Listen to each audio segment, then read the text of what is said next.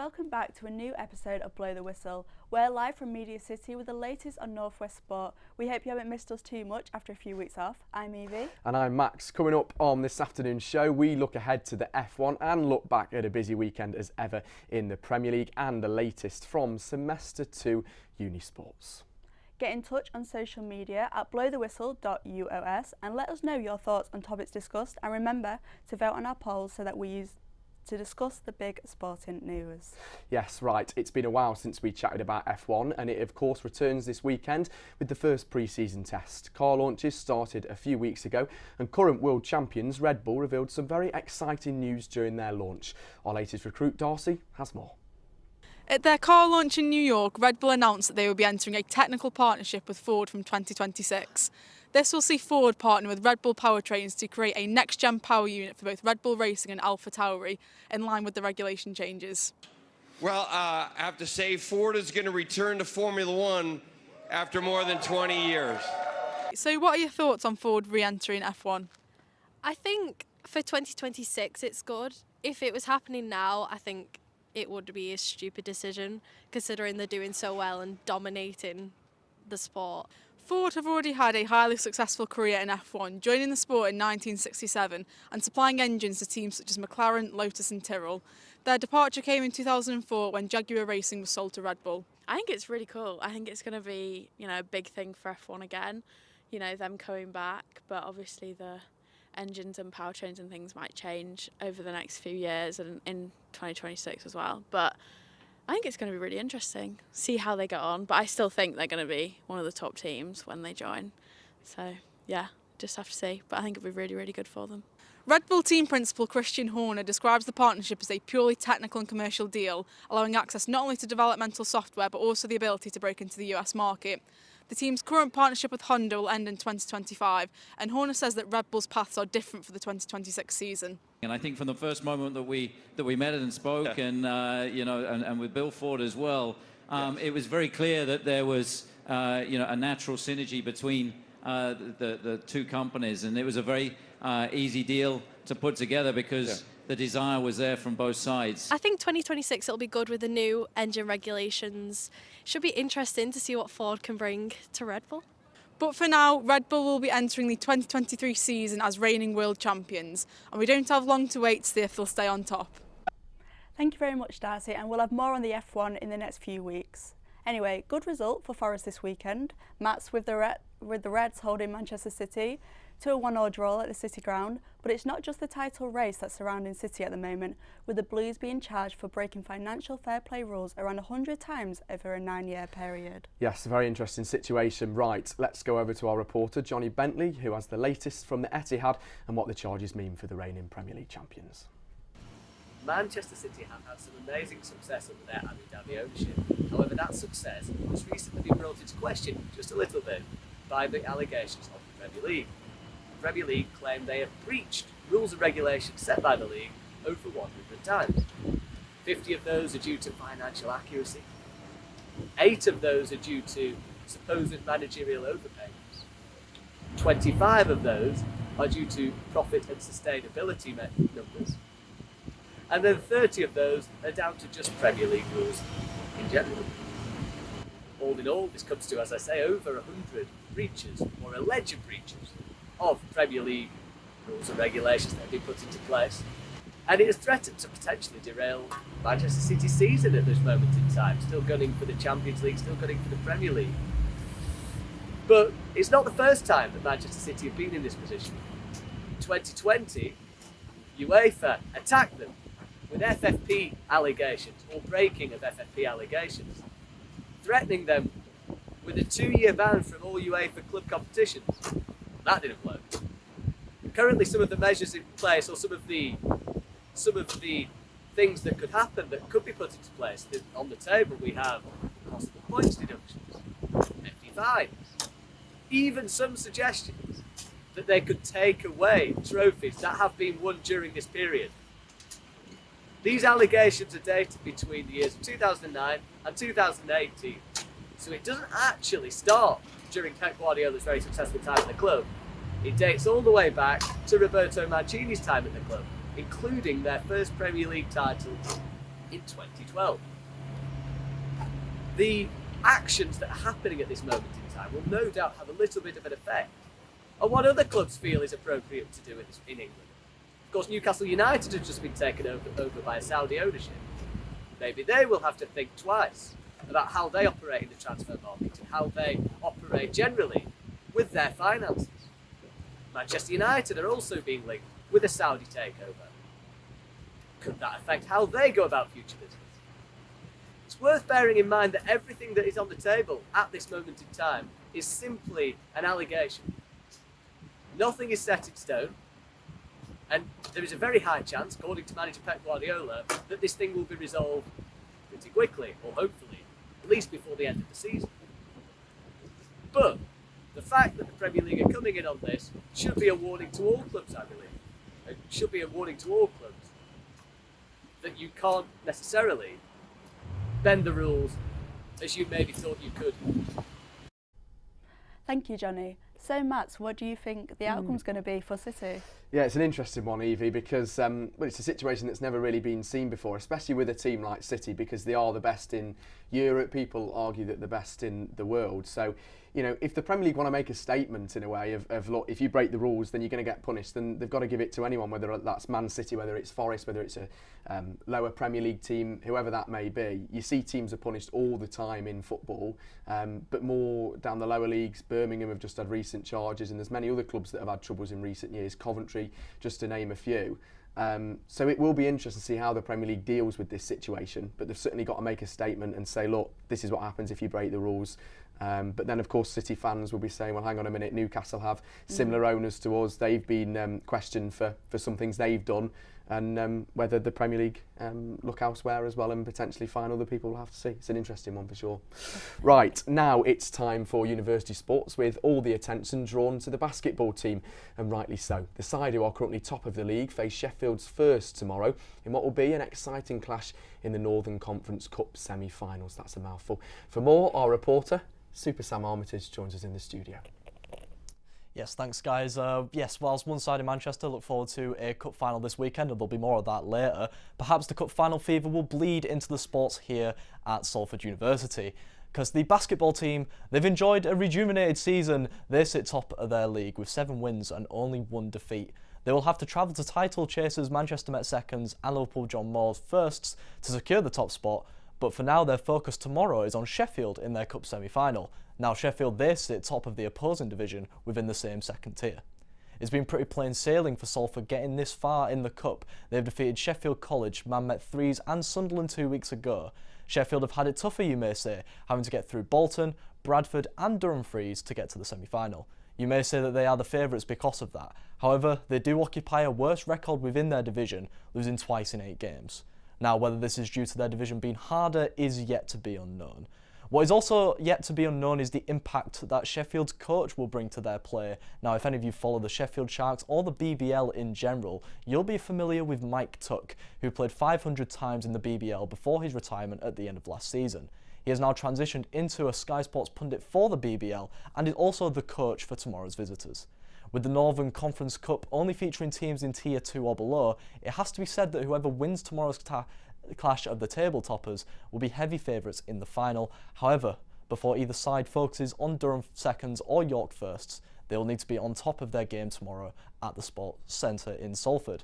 The game's tip-off is at 7 PM, so make sure you get down to the Sports Hall to support the team. Back to you guys. Thank you, Sam. Now, it's the one we've all been waiting for. The League Cup final takes place this Sunday with kick-off at 4:30. The Man United faithful will be travelling in their numbers to Wembley, where they face Newcastle. It's been a while since United picked up some silverware, and our good friend Brendan has the latest.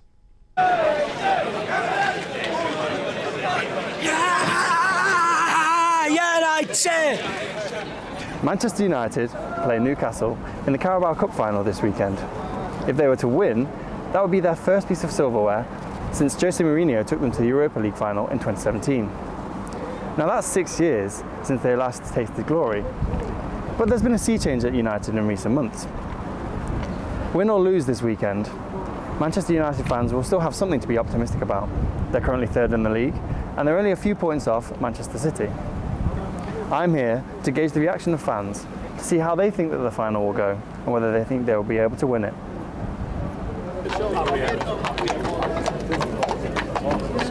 What would it mean to win? What would it mean to lose? Well, it's our first trophy in like what, 6-7 years, yeah. It's massive. Like I can't wait for it. They're missing Nick Pope. They're missing Bruno Guimaraes. We're going to win that easily. Is a League Cup final a sign of greater things to come for United? I think it is, because it's the first season for Ten Hag, so it's a new chapter for United. Yeah, no, I'd be very confident. Yeah, definitely. Seems to be like there's a way of playing and structure the whole thing now, and seems to be discipline back in the squad and everything as well. Yeah, so seems good. Of course, it's a sign for greater things to come. Look at the Premier League. We're 5 points off after our first 2 games of the season. Everyone was like, "Are we there?" Erik ten Hag's turned our team around. Rashford's looking like the best player in the world. Only better things to come. We look on this season and next season, only better things. Do you think that they'll bounce back if they were to lose next weekend? They won't lose next weekend. I think they would, but there's a bit of doubt surrounding that, because, like I said, it's the first chance to win a trophy. I think it'd boost us a lot going forward. I'd like to think if we win the League Cup, we could go on and win the FA Cup, and then Europe, who knows? But it's the kind of mentality we need in the squad. If we don't win, it is Carabao Cup. It's a big tournament, but is it the end all? No. I think the mentality in this team is proved to be very strong, and even if it happened, they will bounce back, because it's not about only this title. It's promising for bigger things as well, like not only the Carabao Cup really. So, is this the most confident you've been in a manager since Sir Alex left? 100%. 100%, yeah. Ten Hag, we trust. Yeah. After Ten Hag, the whole team's gone up in confidence. The whole fan base and everything. Best man we could have got. Erik ten Hag's a proper manager. He knows what he wants. He's going to take us over the line. What's the score going to be? I'd say 2-1 maybe United, yeah. 1-0 win. 3-0. I'm reckoning 2-1. 2-1. Is that for next Sunday? Next Sunday, yeah. 2-1 United. United! Probably 3-0. 2-1. With tomorrow night's match against Barcelona in the Europa League and their cup final against Newcastle this weekend, Manchester United are at a pivotal moment in their season. The Magpies have been a force to be reckoned with, and will have something to prove at Wembley on Sunday. It's going to be a tasty one. Thank you, Brendan. So, Mats, what's your predictions on the outcome? Oh, it's an interesting one. I think it's nice to see a bit of an underdog in the cup final. That's no disrespect to Newcastle, but in recent years it's always been City, Man U, the top 6 Premier League sides. Yeah. But to say that now Newcastle have got a good squad together, they've got a very exciting young progressive manager in Eddie Howe, and some very good players, that they'll put definitely up a fight against Man United. I mean, you see in the VT there, Brendan talking to the fans, they're very confident, potentially overconfident, because it's not going to be an easy game for them. Newcastle are certainly going to be right up for it. It's the first time they've been to the new Wembley ever. Newcastle are one of those only clubs that have never been to Wembley before. Whereas Man U, of course, they're going to be up for it. First silverware potentially since the Europa League in 2017, and it gives the team more confidence. So an interesting one for sure. What do you think the score's going to be, Evie? Well, I'm leaning towards 2-1 United, but I am interested to see Newcastle. This is their first cup final since 1999. Yes. And I do believe people are kind of doubting them, and I think they'll put up a fight, but I think the overall score, 2-1 Man United. Right. Very good stat there, Evie, well done. Another huge sporting event surrounding the North West was Salford's very own Tommy Fury facing internet giant Jake Paul. But how did the fight come about? Joe Brint tells us more. Third time is hopefully the charm for Tommy Fury and Jake Paul as they face off head-to-head in Saudi Arabia on Saturday. The rivalry between the undefeated boxers has cooked up over the past year as injuries and travel restrictions have caused 2 previous fights to fall through. Worries of a third cancellation arose when Fury opted to avoid the press conference earlier in February, but he later confirmed his absence as a result of his ongoing training camp. Both men, despite a combined 14-0 professional record, are better renowned for their exploits outside of the ring. Jake Paul made his name on social media apps Vine and YouTube with a series of comedy vlogs that has seen him gather over 20 million subscribers. Meanwhile, Tommy Fury, the half-brother of heavyweight champion Tyson, became a household name after appearing on the reality television show Love Island. For Tommy, Saturday marks his return to the ring, 10 months on from beating Daniel Puchansky on the Tyson Fury vs Dillian Whyte undercard. Similarly to Paul, Tommy has drawn criticism for a paper record against lesser opposition, but Puchansky's 10-1 record represented a suitable step up. The 23-year-old carries dynamite power in his right hand, but he still needs to work on creating traps for his sniping right straight. Volume is another area that Fury needs to build upon ahead of the Paul fight, as he had opportunities to stop Puchansky, but instead settled into trading single shots on the outside. Paul's last bout in October saw him secure a knockdown en route to a unanimous decision victory over former MMA superstar Anderson Silva. Despite Silva finding himself within his career twilight at 47 years of age, Paul impressed in a career-best victory over a vastly experienced striker. Of note was the Ohio fighter's mature game plan, consistently prodding with a jab to prevent Silva from settling into a comfortable pace and timing any punishing counter shots.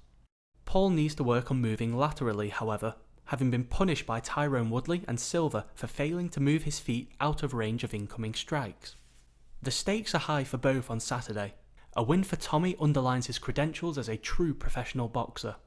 Victory for Paul sees him earn an official WBC ranking and future mega money fights against fellow YouTuber KSI. Often labelled as a circus show, for once in the sphere of celebrity boxing, fans can enjoy a balanced, meaningful fight. Joe, thank you very much. Evie, it's an interesting one, isn't it? There's lots of it. It's a bit like a social media fight, this, because to be fair, Tommy's been involved in boxing before. Yes. But he's made his name for himself more because of Love Island. Of course, he's related to Tyson Fury as well. Yeah. And of course, Jake Paul, well, he's an international superstar on YouTube. That's how the two have made their names. I definitely think this fight is a lot more about the drama that's gone on behind, rather than the actual fight. And I know boxing fans are probably going to be like, what? But the amount of drama and build-up, this fight has been talked about for God knows how long. And then obviously recently with Tommy Fury just becoming a dad, and then... you said that Jake Paul leaked or something? Leaked. Apparently leaked that, I think everyone kind of knew, but he was the one who officially leaked that he'd become a dad and everything like that. I think it's just drama upon drama, but what are you thinking about it? Yeah, I mean, I don't know whether I'll watch it, to be perfectly honest. I don't know whether it's my type of scene full of international kind of YouTubers, potentially. More of a Love Island fan? Oh, I don't know about that, Evie, to be fair. I might go on Love Island, actually, if Blow the Whistle doesn't work out. So, yeah. Quite confident that. Yes, right, that is all we've got time for on today's episode, and we'll be back next week. Remember to follow us across social media on blowthewhistle.us. We'll see you next time. See you later.